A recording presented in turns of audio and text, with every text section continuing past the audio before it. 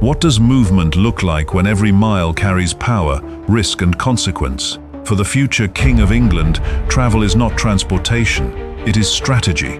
Beneath ordinary tickets, unmarked routes, and unexpected choices sits a system designed to protect authority without announcing it.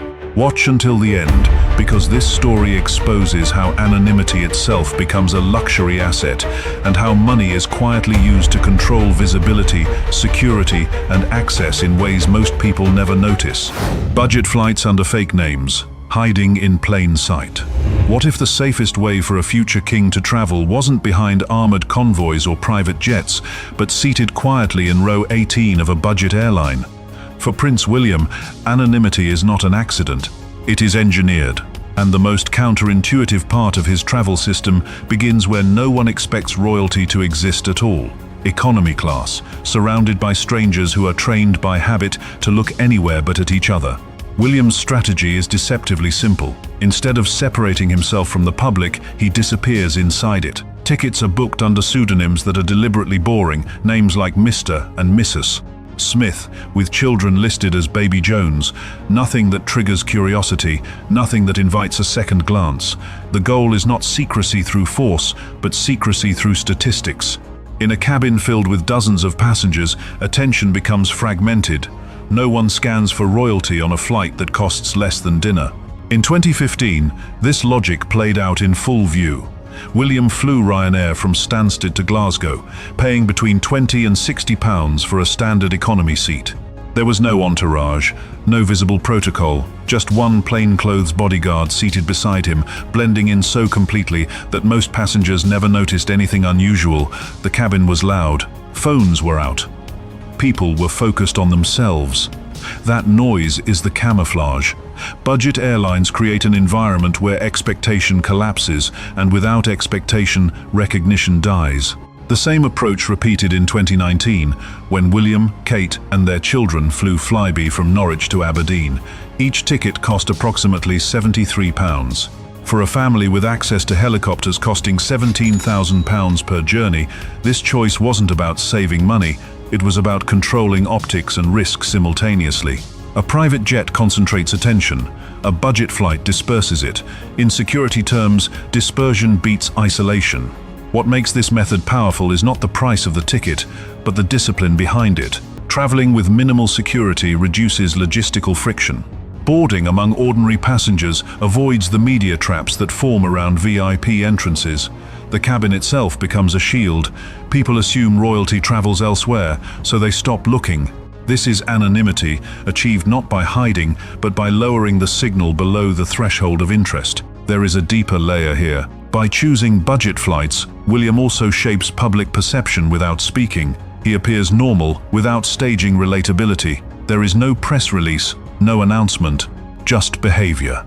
And behavior, when repeated quietly, becomes narrative. Over time, this approach reinforces an image of restraint and accessibility, while still protecting the core asset that matters most, predictability of movement. This is not a lifestyle choice. It is a mobility doctrine. When power learns how to move invisibly, it gains freedom that money alone cannot buy. And as you'll see next, commercial flights are only the outer layer of a much larger system designed to control where and how a future king can be seen. If this tactic surprised you, share your thoughts below and tell us which part of royal secrecy you think is the hardest to pull off today. The boarding playbook. How they avoid cameras without looking like they're hiding. What if the most effective security tactic for a future king isn't armor, distance, or spectacle, but timing measured down to the minute? For Prince William, anonymity is choreographed, not improvised. Names matter, but movement matters more. The moment cameras capture is rarely the destination, it is the transition. And that is where his boarding playbook quietly neutralizes attention before it ever forms. The first rule is scale reduction. William does not travel with visible layers of protection because visibility itself creates threat. Instead, he moves with one plainclothes bodyguard, chosen not for intimidation but for invisibility. No uniforms, no radios, no clustering. The security footprint is deliberately small enough to register as ordinary. In crowded terminals, human attention is drawn to anomalies. A single additional adult sitting nearby is statistically unremarkable. The system relies on the psychology of crowds, not force. Next comes spatial separation without spectacle. Rather than walking through public queues or cordoned-off VIP lanes that invite curiosity, William uses VIP lounges with separate chauffeur access. These spaces are not luxurious in the traditional sense. They are quiet corridors designed to bypass friction points where cameras naturally gather. Security here is architectural. Doors, hallways, and private elevators absorb movement before it enters the public flow. No announcements, no escort lines, just absence. Timing is the most critical variable. William boards last minute, minimizing time spent in shared spaces where leaks, photos, and whispers are most likely to occur. The longer someone waits, the more likely they are to be noticed. Last-minute boarding collapses exposure windows. He appears, moves, and disappears into the cabin before curiosity can escalate. This approach also limits the number of staff interactions, reducing the risk of information spreading organically. What makes this strategy effective is that it refuses the visual language of privilege. There is no early boarding, no priority signaling, no gestures that mark importance. Special treatment, paradoxically, attracts attention. William's system avoids it entirely. The objective is not secrecy through restriction, but normality through design. When nothing looks unusual, nothing becomes news. There is also a financial logic embedded in this choreography. Maintaining discreet VIP access, flexible scheduling, and trained security personnel costs hundreds of thousands of pounds annually, even when flying commercial. These expenses do not buy luxury. They buy predictability. Predictability reduces risk. Risk reduction preserves operational freedom. For someone whose movements can shift markets, headlines, or political narratives, that freedom is priceless. This boarding playbook reveals a deeper truth about modern power. Control is no longer about being untouchable, it is about being unreadable.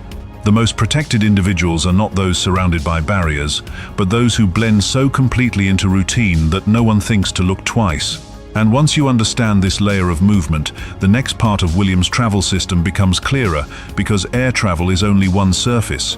The real advantage lies in how quickly he can switch modes without ever being seen. The Royal Helicopter Network, a private taxi system across Britain. What if the fastest way for a future king to stay invisible is to leave the ground entirely? While commercial flights allow Prince William to dissolve into crowds, the true backbone of his mobility system operates above roads, railways, and public schedules. Hidden in plain sight is a royal helicopter network that functions less like luxury transport and more like a private aerial taxi grid, engineered to compress distance, erase friction, and keep movements untraceable. At the center of this system are two Augusta Westland AW-139 helicopters, aircraft chosen not for spectacle but for reliability and flexibility.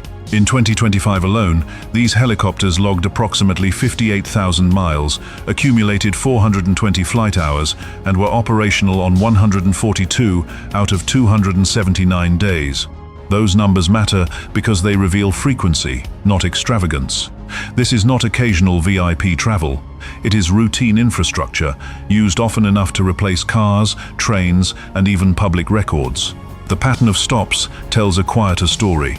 In the same year, William recorded 47 helicopter landings at Windsor and 5 at Forest Lodge, his family's newer countryside residence. These are not ceremonial arrivals. There are no crowds, no flags, no press. Helicopters allow William to appear, conduct business, and leave without ever triggering the media ecosystem that follows motorcades. Roads create visibility. Airspace creates ambiguity. The financial reality is stark. Each helicopter journey can cost up to £17,000, factoring fuel, maintenance, crew, and operational readiness. In the previous year, approximately £600,000 was spent on 141 helicopter flights, funded through the sovereign grant. These are not incidental expenses, they are strategic costs, paid to preserve flexibility. For someone balancing royal duties, private family life, and estate management across England and Scotland, time saved is not convenience. It is control. The most revealing use of this network happens away from public calendars. Helicopters enable what insiders refer to as Duchy Days in Cornwall, where William visits tenants and properties linked to the Duchy of Cornwall. These trips often leave no court circular record, no official schedule, and minimal trace. From the ground, nothing appears to have happened. From the air, entire regions become accessible without disruption. This is power exercised quietly, without announcement. There is also a psychological advantage. Helicopters bypass the most unpredictable variable in security: crowds. Every public interaction multiplies risk. Every delay creates exposure. By lifting off from private estates and landing in controlled zones, William avoids the bottlenecks where attention concentrates. The aircraft itself becomes a moving, safe room, insulated from traffic, protest, and coincidence. Critics often frame this system as indulgence. But indulgence seeks comfort. This seeks optionality. The helicopters do not exist to impress. They exist to ensure that movement is never constrained by geography, timing, or visibility. In modern power structures, the ability to move quickly and quietly is more valuable than any palace. Once you understand this aerial layer, the full picture becomes clearer.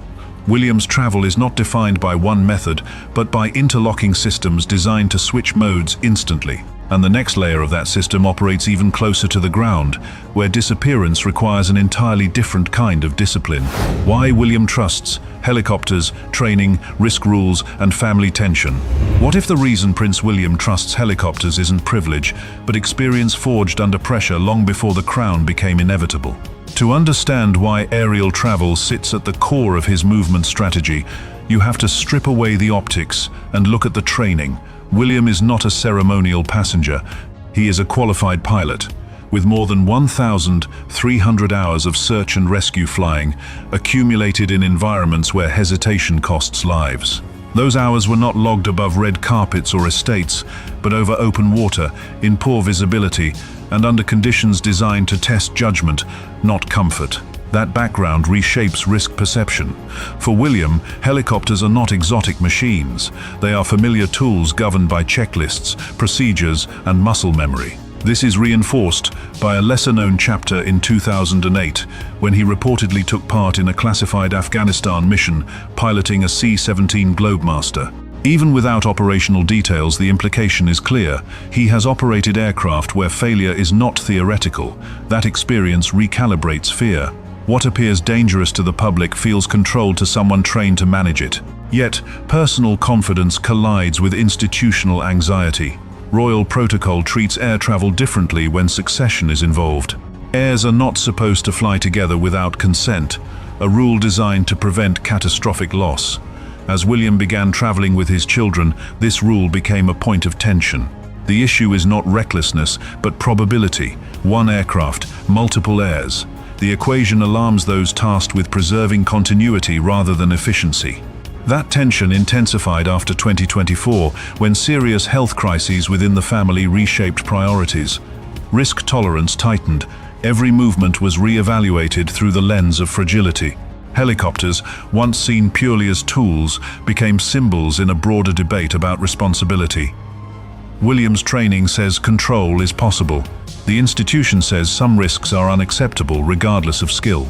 This friction reveals a deeper truth about power. At the highest level, freedom of movement is negotiated, not assumed. From the palace's perspective, helicopters remain indispensable. They allow access to remote areas, enable multi-stop engagement days, and compress geography in ways cars and trains simply cannot.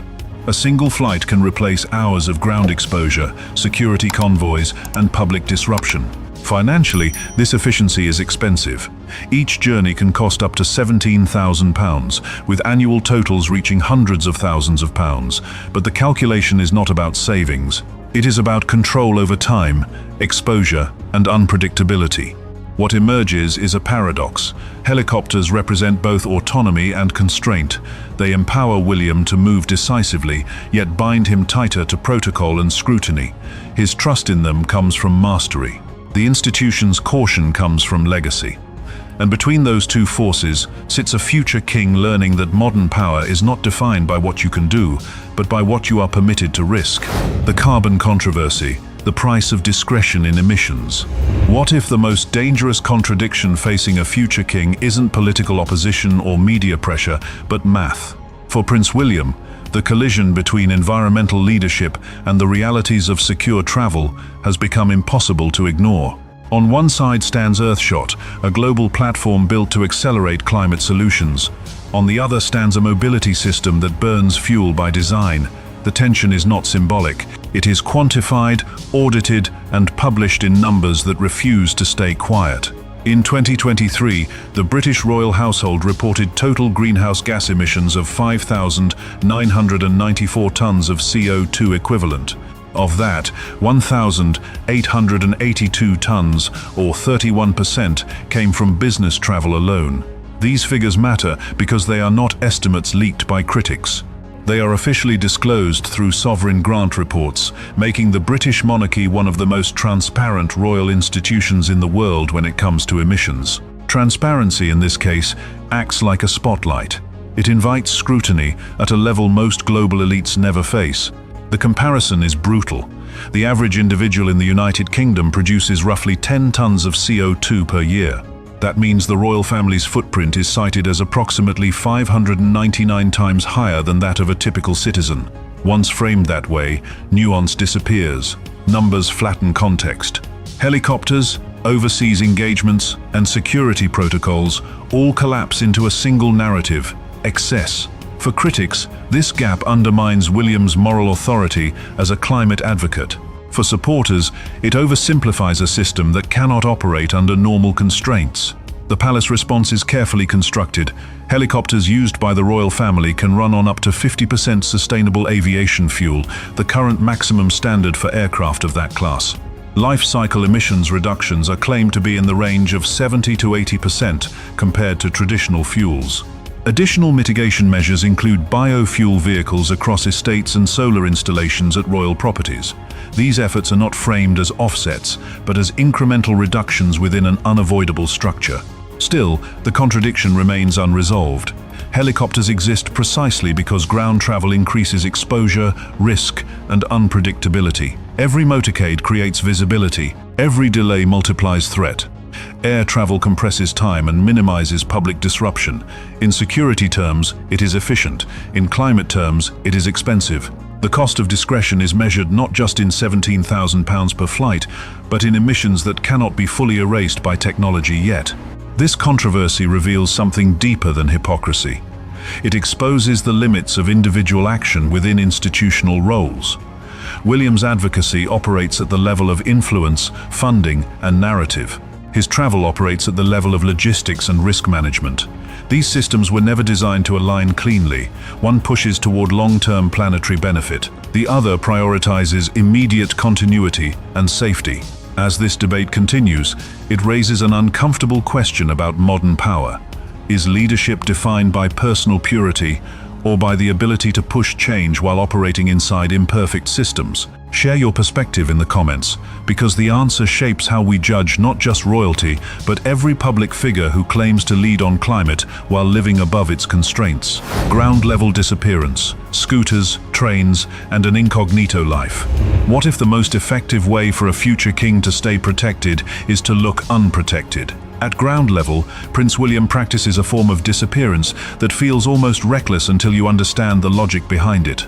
No motorcades, no flashing lights, no armored convoys. Instead, his security strategy shrinks itself until it blends into everyday life, where attention is weakest and predictability dissolves. Inside the Windsor estate, William often moves using a high-end electric scooter valued at up to £6,000. The distance between Adelaide Cottage and Windsor Castle is only 2 to 3 miles, but how that distance is covered matters. A car attracts security procedures, a motorcycle invites risk headlines. Walking is slow and visible. The scooter sits in a blind spot. It is quiet, ordinary, and fast enough to erase timing patterns. Most importantly, it does not signal status, it signals normality. And normality is the strongest camouflage available. For longer domestic travel, William repeatedly avoids the royal train, a symbol of tradition that requires extensive logistics, advance notice, and security coordination. Instead, he chooses public rail, where anonymity is manufactured through volume. In January 2025, he traveled first class on Avanti West Coast from London to Liverpool, sharing the carriage with ordinary passengers, no sealed platforms, no spectacle. The cost of a first-class ticket is trivial compared to the operational expense of the Royal Train, which can run into hundreds of thousands of pounds per journey once staffing, security, and routing are accounted for. This choice isn't about savings, it's about reducing surface area. What makes this strategy unsettling is how far it extends into leisure. On the 29th of January 2026, William appeared unannounced at an Aston Villa Europa League match, dressed casually, sitting with club ownership and friends. He wasn't hiding, he simply wasn't announced. The same pattern appears in quiet lunches and private tactical discussions with the club's management. These moments construct a parallel identity, a man who exists outside ceremony, without headlines. This is the hidden layer of modern power, the ability to switch between visibility and invisibility at will. No palace can buy that alone. It requires discipline, restraint, and systems designed to look unimportant. If this form of low-profile power surprised you, share your thoughts in the comments and tell us whether you think anonymity is the ultimate luxury in the modern world. This story reveals 3 deeper rules that extend far beyond royalty. First, the truly powerful do not use money to stand out. They use it to disappear on command. Asian ultra-wealthy families apply the same logic by investing in layered mobility systems that reduce predictability rather than increase comfort. Second, control is achieved through flexibility, not excess. The ability to switch instantly between public and private modes of movement creates strategic advantage, whether for security, influence, or negotiation. Third, legacy depends on infrastructure, not image. Long-term power is preserved by systems that protect family continuity, decision-making freedom, and operational privacy across generations. If this perspective reshaped how you think about wealth and control, support this channel by liking the video and subscribing for more long-form analysis. In the next video, we'll explore how another elite group quietly builds invisible protection networks that matter far more than palaces or titles, systems designed not for attention, but for endurance.